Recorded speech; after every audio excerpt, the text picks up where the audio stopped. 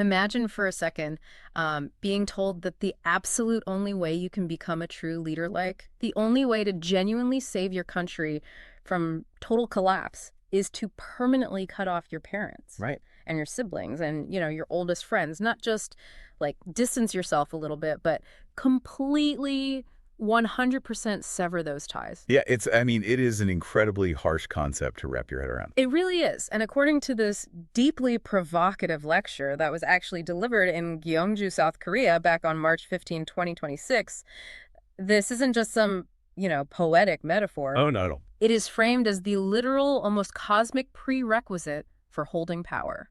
Welcome to today's deep dive, everyone. That's a staggering demand, honestly, because Definitely. it completely upends our standard metrics for success. Yeah. Oh, Usually we evaluate our leaders based on their networks, right? Like their alliances, their ability to build these massive coalitions, exactly. Who do they know? right? But this framework demands the exact opposite. It calls for basically an absolute dismantling of the personal self. And that is exactly what we are exploring today. We've managed to get our hands on the transcript of this fascinating lecture, and it presents this sweeping, almost cosmic framework for understanding national growth. Hmm. It looks at the true nature of leadership, and it diagnoses what it calls a severe, basically terminal crisis in our modern institutions. It's an incredibly uncompromising worldview. It blends this sharp political critique with these really intricate spiritual mechanics. Yeah, the spiritual aspect is huge. It really is. It redefines everything from why a post-war economy suddenly booms to why modern politicians seem so, well, fundamentally broken today. Right. And before we dive into the deep end here, I just want to be perfectly clear with you, the listener. Always good to set the stage. Definitely. So, this source material touches really heavily on systemic critiques, political leadership, and these spiritual forces. And we are absolutely not taking a stance on these issues. No, not at all. We aren't endorsing any of these specific right wing or left wing viewpoints. Our mission today is just to impartially explore these highly unique ideas exactly as they are laid out in the original lecture. Because, frankly, whether you agree with the cosmic elements or not, the lens it offers on how humans organize, and more importantly, how they fail, is incredibly sharp. Oh, for sure. Okay, let's unpack this. How does a nation actually achieve rapid, miraculous economic growth? Well, Because this framework explicitly argues that looking at trade policies or, supply chains is totally missing the forest for the trees. exactly. If you look at the historical rise of South Korea from the absolute ruins of war, conventional economics points to, what, industrial subsidies. Right, export-led growth, stuff like this. Exactly. But this framework throws literally all of that out the window. Wow. The foundational claim here is that rapid national growth is driven by one singular invisible engine, and it calls it ideology. Or in Korean, the term is inyum. Inhumum. Okay. But we should probably detach from our usual understanding of the word ideology, right? Yeah, 100%. This isn't a political manifesto. It's not a party platform or something you'd read in a campaign pamphlet. Right. So it's not like capitalism versus communism. The text describes it more like a physical force of nature almost. Yes. What's fascinating here is how the mechanics of this force actually operate. Ideology, in this specific view, is a massive invisible energy. Oh, yeah. It acts as a conduit. So when a leader or an entire people establish a true unifying ideology, like a genuine pure purpose for the betterment of society, it literally pulls power from the universe. It pulls power from the universe. Yeah, and it aligns the energy of humanity. Okay, but how does that actually translate into a booming economy? Let's ground this for a second. How does, invisible energy build highways and skyscrapers? Think about the mechanics of societal friction, Friction. Okay. right? In a normal society, you've got millions of individuals pursuing millions of different totally self-serving goals. Which makes sense, yeah. Sure. But that creates massive friction. Supply chains break down, labor disputes pop up, innovation stalls, because everyone is competing for their own little slice of the pie. Everybody is just looking out for number one. Exactly. The argument here is that when an entire population aligns under a unified, heaven-endorsed ideology, all that friction just vanishes. Oh, wow. Everyone is driving toward the exact same societal goal. You don't need complex economic manipulation when human effort is perfectly synchronized. The prosperity is just like a natural byproduct of that alignment. So, if ideology is this incredible gravitational pull that naturally brings people together and eliminates friction, what is the opposite? Mhm. because the lecture sets up a really stark contrast between this grand ideology and something it calls logic, or more specifically, self-logic. Yes, self-logic. Yeah. It is positioned as the ultimate antagonist to true ideology. And again, it completely redefines the work. Right, because usually logic is a good thing. Exactly. We think of logic as rational deduction, a highly positive trait. But here, self-logic is the use of your intellect strictly to serve yourself. Hmm. It's using cleverness, cheap tricks, and, rationalizations to build your personal wealth or your own little empire. But wait, I have to challenge this a bit. Isn't self-logic like acting in your own rational self-interest? Isn't that the entire foundational basis of modern capitalism? Oh, absolutely. So you're telling me this framework views the foundation of the global economy as just a cheap trick? From this perspective, Yes. because self-logic only works in the short term, and it's inherently destructive to the whole system. Because of the friction you mentioned earlier. Exactly. If your only goal is to hoard resources for your immediate circle, you are actively creating that societal friction. Okay, I see. The framework makes a really firm declaration here. Relying on self-centered logic is a complete dead end. Yeah. It actively warns the audience, like, do not waste your time following leaders who operate this way, because it inevitably leads to ruin. I think, a good way to visualize this might be the difference between a light bulb and a laser. Oh, I like that. Right. So self-logic is a light bulb. It's useful, sure. Yeah. It illuminates your immediate surroundings, your family, your own bank account. But the energy is scattered everywhere. It just dissipates. Yeah. But true ideology, according to this lecture, is a laser.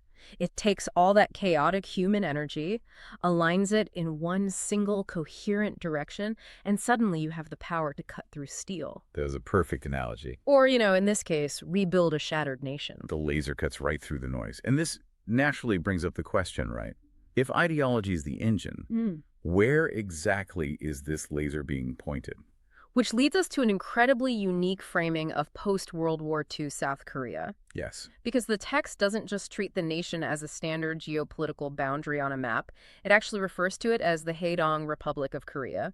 And it explicitly calls it a humanity research institute. This is where the scope of the lecture just massively expands into this global, almost evolutionary narrative. A humanity research institute. It's such a wild phrase. It really is. Yeah. The premise is that the citizens born in this region after the World Wars were not put there simply to, enjoy an economic miracle. Okay. They are, quite literally, researchers in a massive internationally protected laboratory. I'm really trying to wrap my head around that.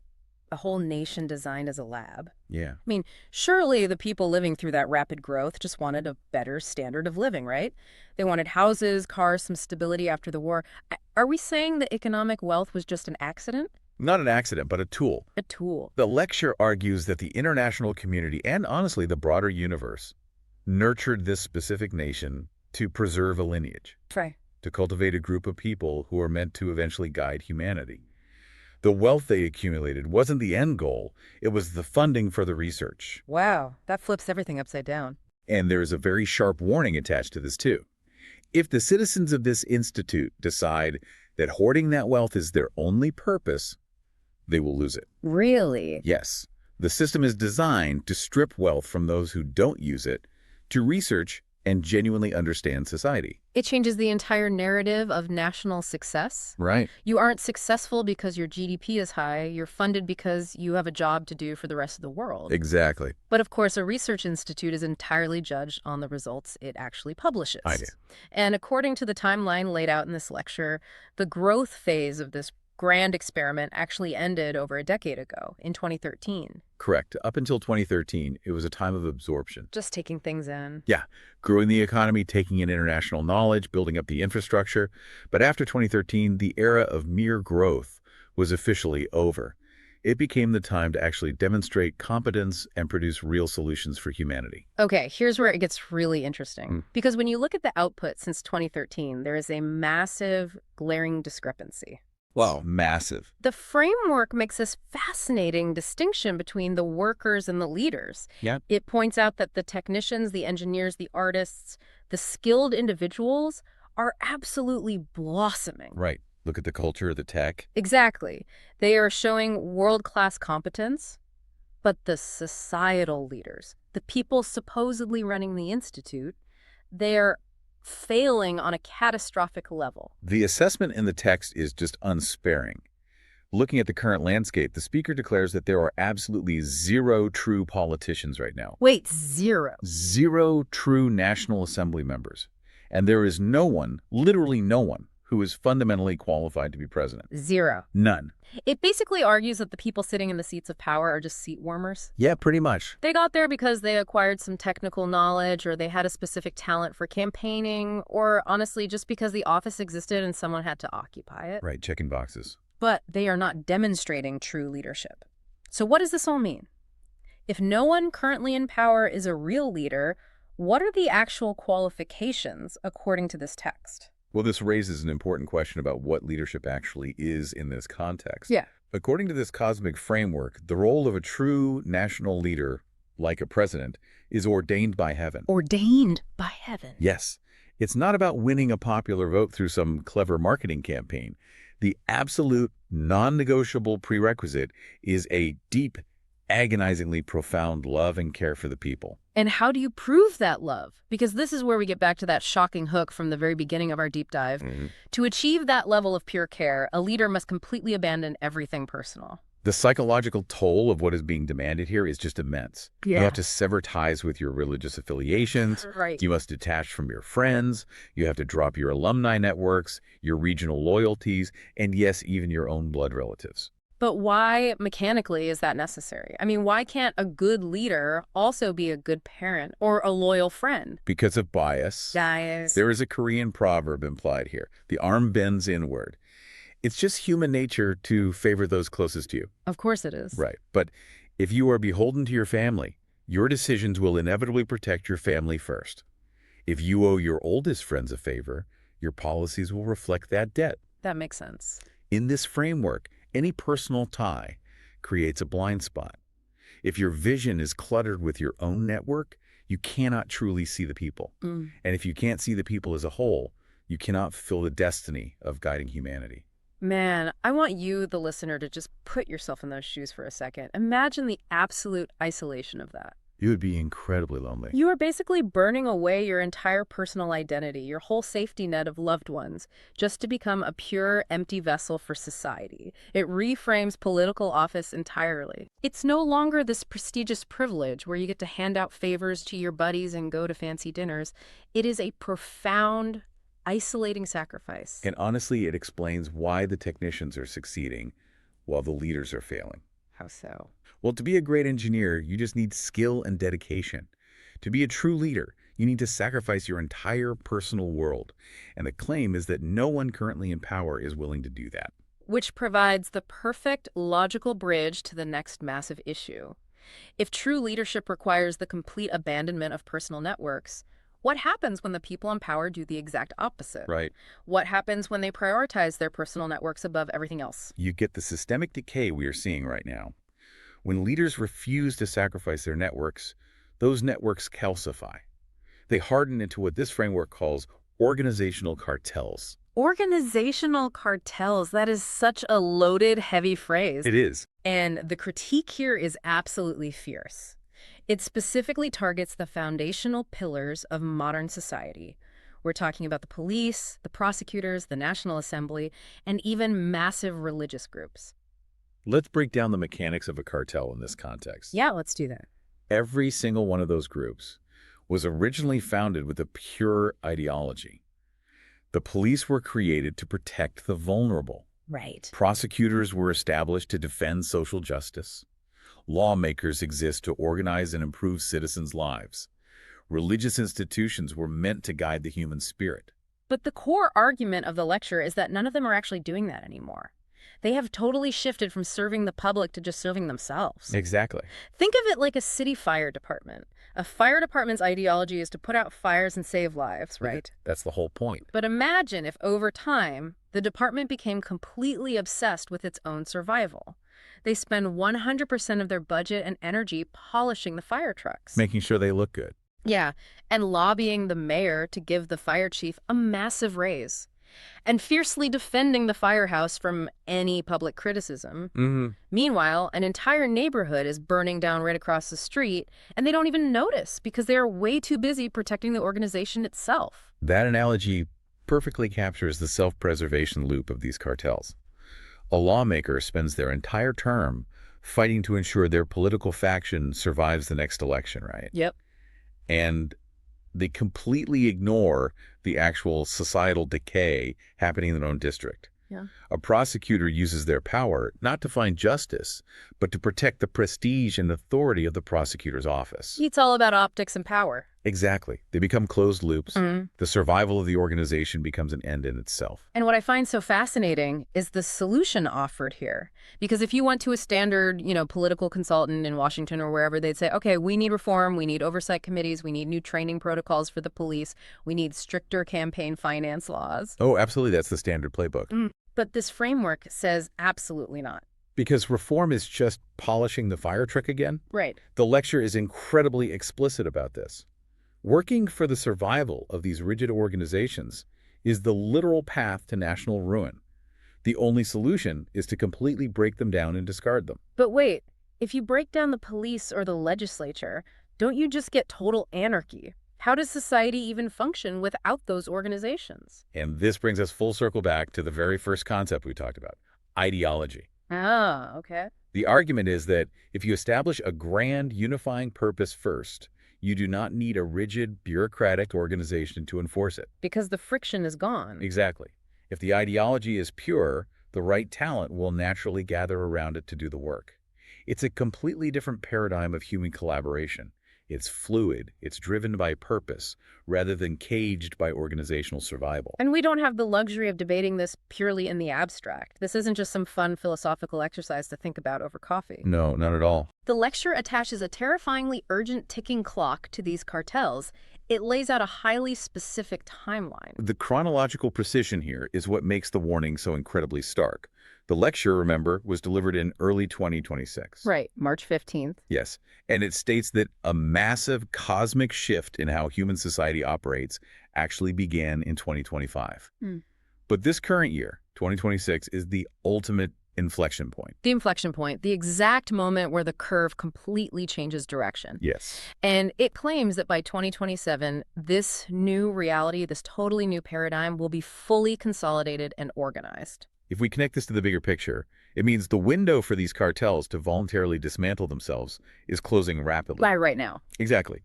The framework issues a very dire warning to anyone currently holding on to power through self-logic or cartel protection. If they rebel against this shift, if they just cling to their greed and refuse to serve society, they will face direct intervention. And to be clear, we aren't talking about intervention from like a voter recall or an anti-corruption task force. No. We are talking about intervention by nature itself. The text literally warns that corrupt leaders will be directly struck down, they will be made physically sick, or they will have their power entirely stripped away by the universe. To understand how that works, you have to really grasp the philosophical stance of this lecture. Which is? Nature is fundamentally alive. Wow. It is an active, conscious participant in human evolution. When humanity strays too far off the path, when the research institute is failing, because the researchers are just hoarding all the grant money nature actively course corrects. Which completely changes the role of the average citizen, doesn't it? Oh, entirely. Because the speaker actually advises that regular people shouldn't even waste their emotional energy getting angry at corrupt politicians or protesting the cartels. Right, don't even bother. Yeah, why burn yourself out fighting a corrupt system when the living universe is already processing the eviction notice? That's a great way to put it. Nature will handle the punishment. Only those operating on self-logic will fall. It's a worldview that demands radical trust and, honestly, radical humility. In fact, it offers very practical advice for any public officials or leaders who might recognize themselves in this critique. What's the advice? It says, remember why you are in that seat. You are there simply to study society. Right. Don't be greedy. Don't try to build a massive empire or secure some grand historical legacy. Yeah. Just look at the immediate reality in front of you. Work diligently on what you can actually see and understand today without trying to manipulate the outcome for your own benefit. If you do that, the framework promises you will naturally be guided safely through this massive inflection point. It's the ultimate surrender of control.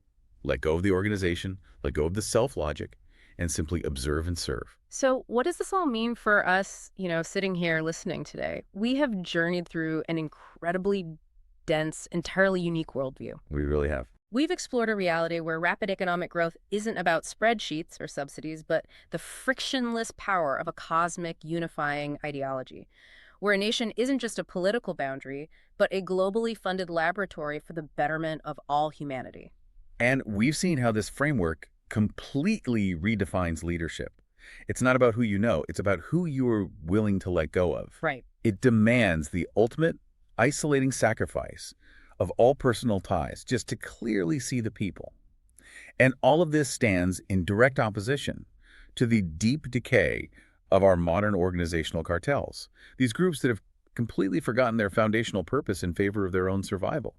As you navigate your own life, whether you're reading the headlines about institutional failures or honestly just dealing with office politics at work, the core diagnostic question this text poses is universally relevant. Absolutely. You don't need to believe in a living universe to ask this. Look at the institutions around you. Are they actually serving their true foundational purpose, or are they just polishing the fire trucks while the neighborhood burns? And that leaves us with one final, deeply personal question to ponder. Okay. This framework insists that true, world-changing leaders must abandon their friends, their families, and their safety nets to clearly see the greater good.